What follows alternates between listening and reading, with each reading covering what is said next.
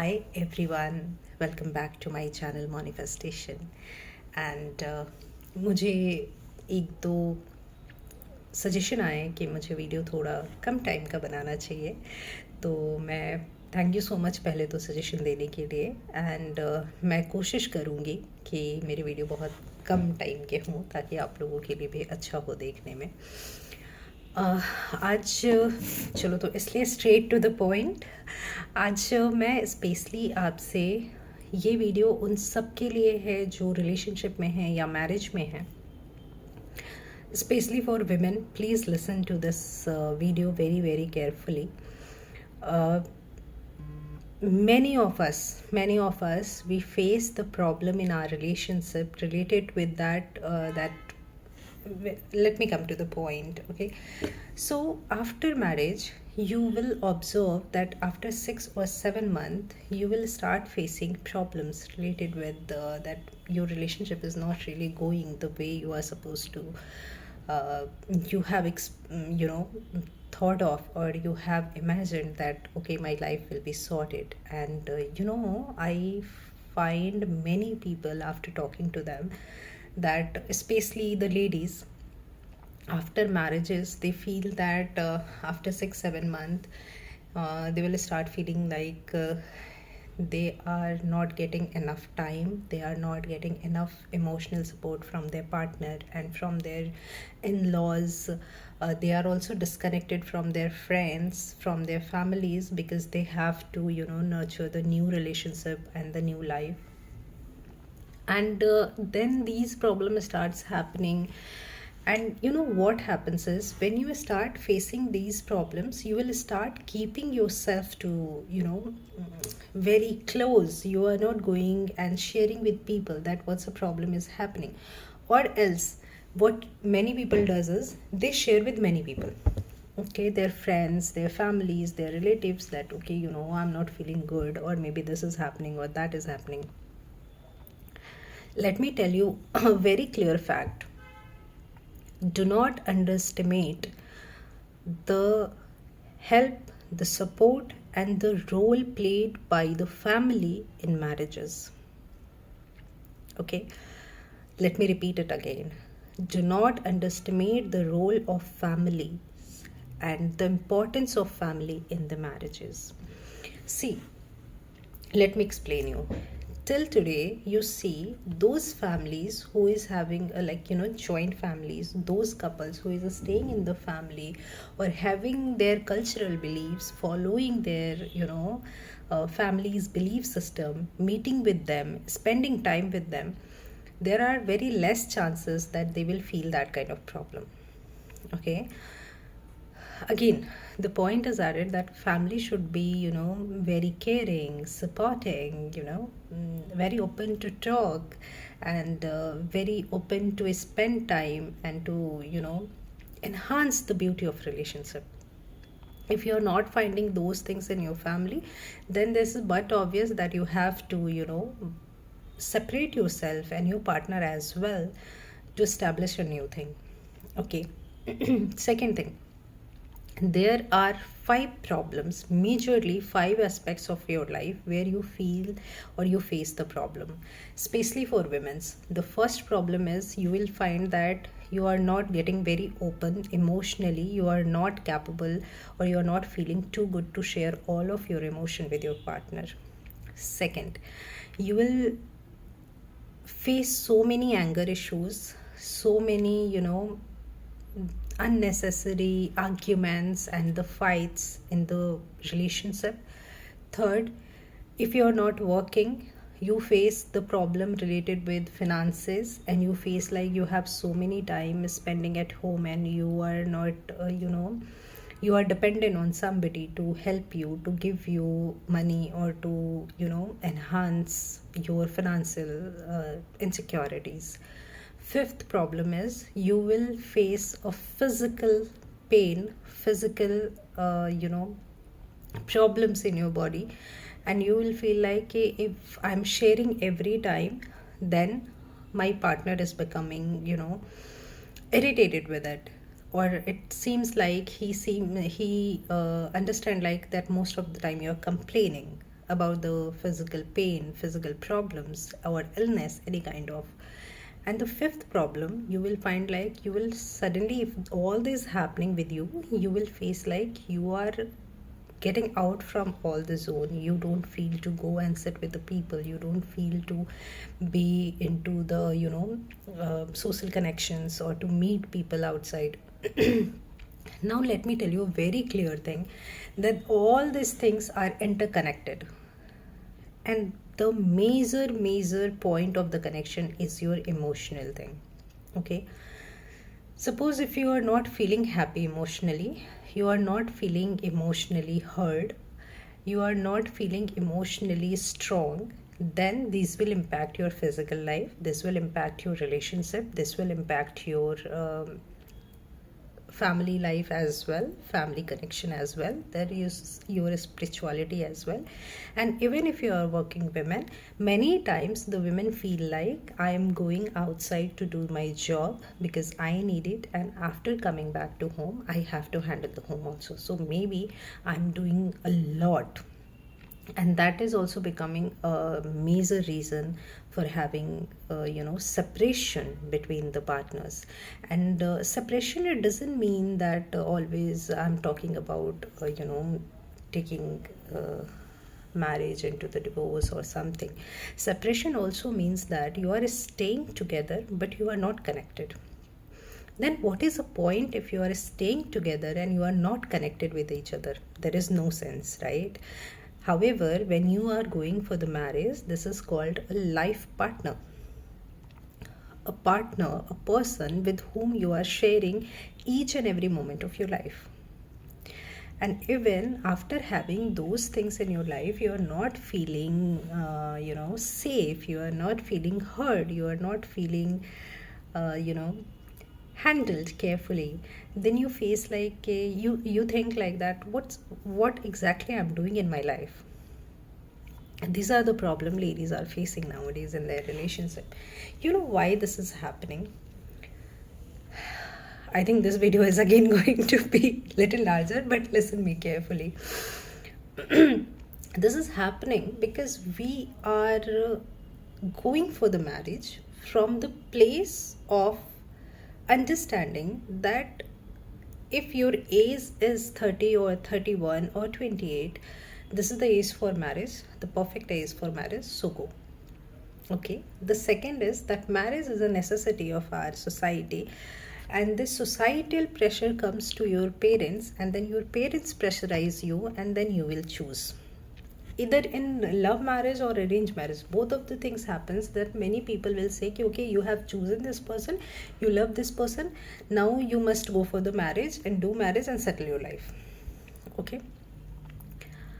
But the actual format of marriage should come from your healing part, from your spiritual portion of the life. Okay.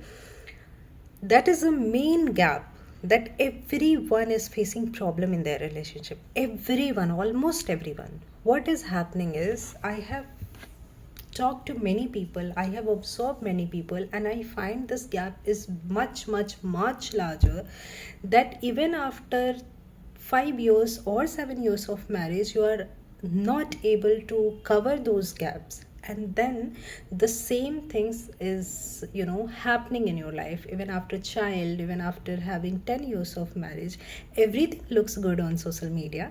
एक movie का dialogue है कि आप ऐसे divorce के लिए कैसे फाइल कर दिया आपने, आपके तो फोटोज़ देख के मुझे लग नहीं रहा है कि आपके पास कभी प्रॉब्लम होंगे. तो उसमें हीरोइन बोलती है कि आपने कभी किसी को देखा है तस्वीर में बुरी चीज़ें लगाते हुए या रोते हुए तस्वीर खिंचाने में, है ना. तो मैं यही बोल रही हूँ कि सोशल मीडिया पे लाइफ में जो सामने से देख रहे हैं उनको सारी चीज़ें परफेक्ट दिख रही है, बट बेसिकली इंटरनली वो चीज़ें परफेक्ट नहीं होती हैं. मैं बताती हूँ क्यों ऐसा हो रहा है आपके साथ. क्योंकि हम क्या कर रहे हैं, हमने शादी सिर्फ 3 बेसिस पे चूज़ करी अपने लाइफ में. या तो हम किसी के साथ लव रिलेशनशिप में आ जाते हैं, फैमिली को पता रहता है, फैमिली इज सेइंग कि okay you are comfortable, go for the marriage, okay, if they are accepting.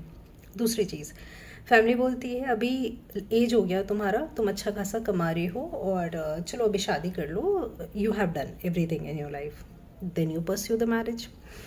Third thing, majorly we feel the loneliness, we feel कि हाँ यार दूसरे लोगों को देखो वो कितने अच्छे से अपने लाइफ पार्टनर के साथ रह रहे हैं, तो शायद मेरे लिए भी अच्छा होगा अगर मुझे एक लाइफ पार्टनर मिल जाता है. एवरीथिंग लुक्स गुड, क्या दिक्कत है, वो अच्छा कमा रहा है, मैं अच्छा कमा रही हूँ, चलो शादी कर लेते हैं. बट शादी में जाने से पहले अगर आप हैं 30 ईयर्स में हैं, 31 ईयर्स में हैं, मैं सच में उन लड़कियों के लिए बहुत प्राउड फील करती हूँ जो एटलीस्ट 30 और 30 ईयर्स के एज होने के बावजूद भी शादी जैसी चीज़ों को इम्पॉर्टेंट तब तक नहीं लेती हैं जब तक वो अपनी लाइफ में अपनी हीलिंग और अपनी लर्निंग को इम्पैक्टफुल नहीं बना लेती हैं. ठीक है, तो अगर आप उनमें से कोई एक हो जिन्होंने अभी तक शादी नहीं की है और आप अपनी हीलिंग पे ध्यान दे रहे हो, अपने सेल्फ वर्थ पे ध्यान दे रहे हो, तो trust me, take your time but make the best decision at the best time. ठीक है, सो प्रॉब्लम क्या है ना कि हम एक बिलीफ सिस्टम को कैरी कर रहे होते हैं. ठीक है, अपनी सोसाइटी से, अपनी फैमिली से. उस पूरे 28-29 ईयर्स के टर्मोइल में, पूरे लाइफ के अप एंड डाउन में बहुत सारे ऐसे इवेंट्स होते हैं जिसको हम दबा के रख देते हैं, ना तो किसी को बता पाते हैं ना ही किसी से शेयर कर पाते हैं, क्योंकि कई बार जो हमारे लाइफ के इवेंट्स होते हैं उसमें हमारी फैमिली भी 100% इन्वॉल्व होती है. तो आउट ऑफ द एम्पैथी कि हम अब किससे बात करें, हम किसे बताएं कि ये चीज़ आपकी हमें बुरी लगी है, ये चीज़ में मैं कंफर्टेबल नहीं थी, इसलिए हम उन चीज़ों को दबाते रह जाते हैं.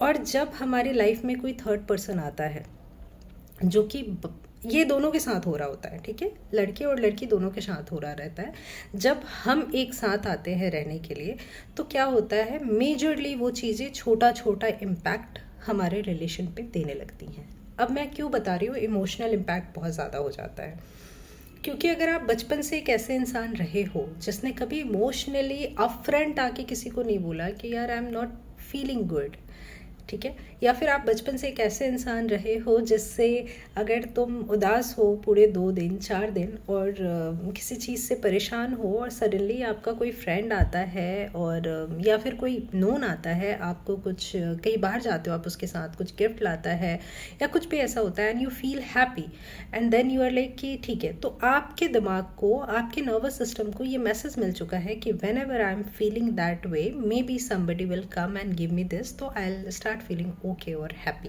ठीक है, बट समझो इस चीज़ को, ये छोटी छोटी जो चीज़ है ना वो आपकी है, उसके लिए आपको अपने पार्टनर, अपने फ्रेंड, अपनी फैमिली या पार्टनर की फैमिली पे डिपेंड होने की ज़रूरत नहीं है.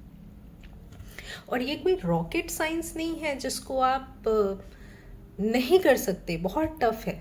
क्यों नहीं कर सकते, आपकी ही तो लाइफ है ना. आप समझो ना अपने साथ, आप अगर अपने हैप्पीनेस के लिए, अपने इमोशनल वेलबींग के लिए आप किसी और पे डिपेंड होते हो तो वो कैसे समझेगा इस चीज़ को. आपके 30 साल की जर्नी है या 28 साल की जर्नी है, वो इंसान अभी अभी आपसे मिला है, वो 8 महीने में कैसे इस पूरी जर्नी के गैप को कवर करेगा. और ये दोनों के लिए मैं बोल रही हूँ, चाहे लड़का हो या लड़की हो, दोनों की कंडीशन में ऐसा होता है. तो मेरा कहना ये है कि अगर आप अभी मैरिड नहीं हो तो प्लीज़ अपनी हीलिंग पे, अपने छोटे छोटे जो आपके ट्रॉमास हैं उस पे काम करना शुरू करो. अपने साथ इंट्रोस्पेक्ट करो अपने आप को कि क्या प्रॉब्लम है, मेरा कब मूड ऑफ होता है, कब मुझे बुरा लगता है, कब मुझे किस चीज़ की नीड होती है, कब मुझे ऐसा लगता है कि मुझे किसी से बात करनी चाहिए. Understand, you are the best book in this world, start reading yourself. अब आप बोलोगे कि दी ये चीज़ कैसे पॉसिबल है, इसके लिए सबसे अच्छा समय है आप अपने साथ समय बिताना शुरू करो. आप पूरे दिन में कितना टाइम अपने आप को देते हो जहाँ पे आप बैठ के खुद के साथ बात करो. आप जब खुद के साथ बैठते हो, बात करते हो, तो आप अपने आप को ज़्यादातर जान पाते हो, ज़्यादा से ज़्यादा जान पाते हो. ठीक है, अब मैं आपको एक छोटी सी कहानी बता रही हूँ. मेरी एक ऑफिशियल मीटिंग थी और हम लोग सारे लोग उस मीटिंग में गैदर हुए थे और वहाँ पे एक इंसान आफ्टर दैट मीटिंग उन्होंने मेरे बॉस को बोला कि सर मुझे आपसे कुछ बात करनी है. तो सर ने बोला कि ठीक है सबको जाने दो, फिर मैं तुमसे बात करता हूँ. तो फिर उसने जो भी बात करनी थी, अपने इंक्रीमेंट वगैरह की बात करी। यहाँ से मुझे एक चीज़ रियलाइज़ हुई कि जब भी हम किसी बड़े इंसान से मिलते हैं जो हमारे पोजीशन से ज़्यादा ऊंचे ओहदे पे होते हैं, फिनेंशियली बहुत अच्छे होते हैं, और हमें उनसे कोई हेल्प लेनी होती है, इवन आप फैमिली गेट टुगेदर में भी जाओ, अगर आपको ऐसा कोई इंसान मिलता है जिनसे आप थोड़ी हेल्प ले सकते हो, चाहे वो फिनेंशियल और प्रोफेशनल हेल्प हो, तो आप हमेशा कोशिश करते हो कि वो इंसान के साथ आप अकेले में मिलो, ठीक है, ताकि सबको पता नहीं चले। क्यों? क्योंकि आपको लगता है कि ये आपके लिए बेस्ट हो सकता है, तो हर किसी को पता नहीं चले, let this things happen first, then people will get to know, है ना। वैसे ही जब आपको अपने लाइफ में कुछ बेस्ट चीज़ चाहिए होती है, तो आपको दूसरों के पास नहीं भागना, अपने पास आना है। सिट विद योर सेल्फ, ठीक है। और जब अपने साथ रहो, जब अपने आप को इंट्रोस्पेक्ट करने का टाइम हो, तो आपके दिल में, दिमाग में जो भी थॉट्स आ रही हों, जो भी फीलिंग्स आ रही हों, उसे एक्सेप्ट करना शुरू करो, ठीक है। यहाँ पे मैं आपको एक प्रेयर भी बताती हूँ, उसके लिए सबसे बेस्ट है, I am accepting all my current situation, dear universe, I am accepting all my current situation, I am accepting my emotion, I am accepting my feeling, I am accepting my anger as well. And also, I'm requesting you to give me the wisdom and strength to realize where I'm getting wrong.